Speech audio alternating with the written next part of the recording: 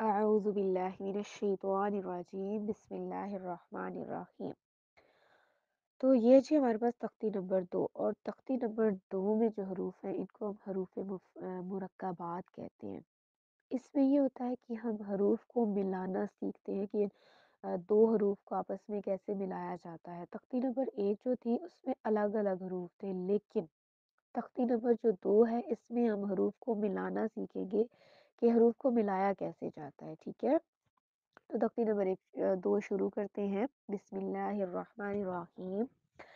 الف، لام الف، لام الف، با الف، لام الف، لام، لام الف، لام جیم، لام الف، با لام با، کاف، کاف، کاف با، کاف تا، کاف الف، کاف لام، با کاف تا، تا کاف تا، با تا ثا، نون، جا، جا با الف، نون الف، تا الف، جا الف، ثا الف، با سین، یا سین، نون صاد، تا ضاد، ها طا، ثا جیم، تا حا،